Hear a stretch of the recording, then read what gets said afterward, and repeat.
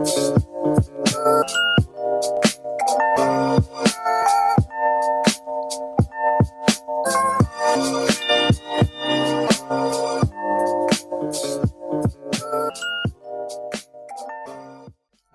recently came to India originally as LeTV and then rebranding themselves as LeEco later.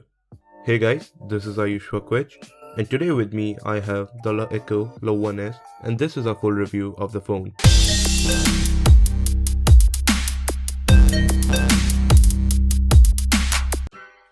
So talking about the LeEco Le1S, the first thing that strikes out is the design. The phone is built out of a solid piece of aluminium alloy and it feels good in the hand. It's not like the cheap tin material either, but more like a well-built high-end device. The back is almost made entirely out of metal except for the two plastic strips running on the top and bottom. There are various antenna lines along the side of the phone, and overall it looks a bit odd on the design front, but it is necessary to get better reception due to the metal build. Over at the front, you have a nice glass covering the whole screen along with the capacitive buttons at the bottom. The front camera and the sensors are arranged symmetrically on either side of the ear. And on the bottom, you have the capacitive touch button for navigation in Android, which are hidden until you tap on one, at which they light up. There are chamfered edges that run along the Le1S, which is a little bit similar to the iPhone 5.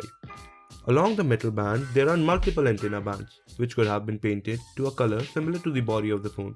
On the back, there is the primary camera and the flash at one corner. The primary camera is a 13 megapixel one with ISO sensor, while the front camera is a 5 megapixel one.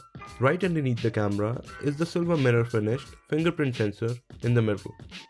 It's placed well and it seems to be where your finger would rest while holding the phone in one hand. While LeEco rebranded themselves, our review unit still has the LeTV branding on the back of the phone. So just in case, what you might get right now might have LeEco branding on the back. On the right side, there are your volume rockers and power lock and unlock button. The button placement is good and feels where it needs to be. The volume rocker rests right above the power button and it is easy to reach with one hand. On the left, there is a SIM card slot which can be opened using a SIM ejector tool. Since the phone is a dual SIM phone, you can insert one micro SIM and one nano SIM in the phone. On the top is the standard 3.5mm audio socket along with the IR blaster. On the bottom, there is a USB Type-C port rather than a traditional micro USB port, which in my opinion is great, but there aren't many accessories available yet. One of the benefits of the USB Type-C port is that you can plug the cable in any direction you want. LeEco even included their own USB Type-C cable which comes with this modified Type A plug on the charger end, and it works like a regular cable but it is also reversible, so you can plug the cable both ways. The phone comes in two colors, gold and silver. The one we have here is the gold one, while it feels more like the rose gold finish. You can easily use this phone with one hand and the grip feels comfortable for a 5.5-inch phone. Even after being built out of metal, the phone weighs just at 170 grams and feels very light for long uses. The display on the front is a 5.5-inch 1920x1080p IPS panel with Corning's Gorilla Glass 3 to cover it up. It's a sharp panel with very small bezels around it, and if you are using darker backgrounds, you will feel like there are almost no bezels around the display. There are various options available in the display settings to adjust the color temperature, vividness of the display. By default, it comes with LeTV settings which are good for day-to-day use, but if you want, you can change it by going into the settings. The display brightness is great indoors, but when you go under the direct sunlight outdoors, the display is little hard to use.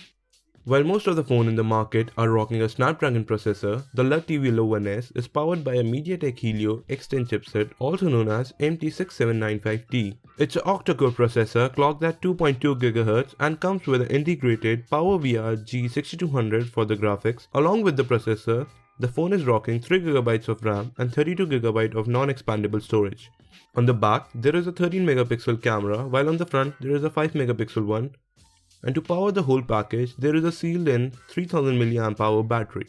The rest of the hardware specification includes USB Type-C port, Wi-Fi 802.11ac, Bluetooth 4.1 and GPS sensors. The phone is running a very dated version of Android, aka Android 5.0.2, with LeEco's own EUI skin on the top. The EUI version is 5.5.008s, which is the latest version that was available at the time of this review. The software feels a lot like iOS 7. There is no app drawer in the software UI, and all the apps are moved to the home screen just like iOS or the MIUI from Xiaomi. The app switcher is moved to EUI's control center, which again seems similar to iOS, and you can clear all the apps by tapping the button at the bottom or just swipe the individual apps to either close them or keep them in the memory. On the top, in the control center, you can customize the quick launch app and rearrange them. Underneath it, you can find the music control and a slider to adjust the brightness along with the quick setting toggle.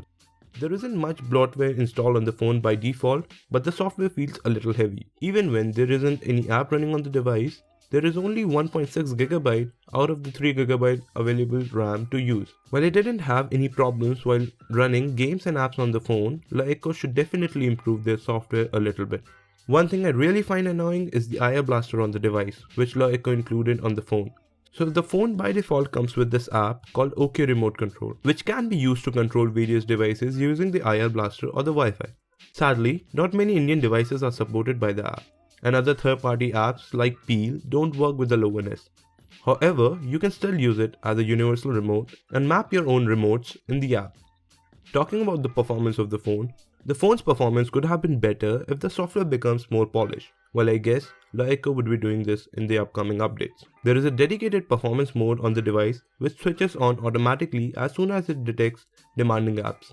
The phone doesn't heat up while using processor-heavy apps and games, and there were no performance-related issues or lag while using the device in general, but sometimes it did lag while closing and opening multiple apps. On the benchmark, the phone scored around 50,000 in Antutu and 23,450 in Quadrant. So overall, the benchmark score of the phone is better than Snapdragon 616 and quite similar to the Snapdragon 828 chipset.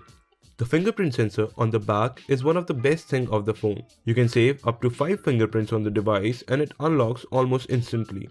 Even when the phone is in sleep, you can directly put your finger on the sensor and it would unlock the device and take you to the home screen.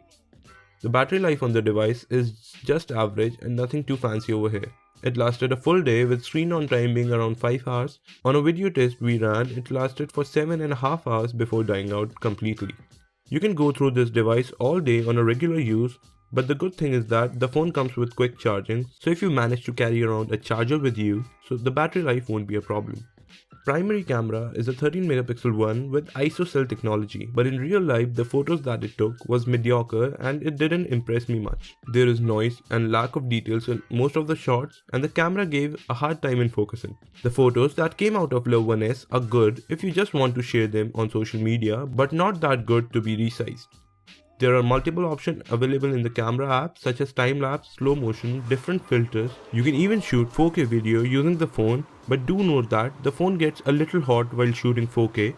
For full camera samples, visit the links in the description below.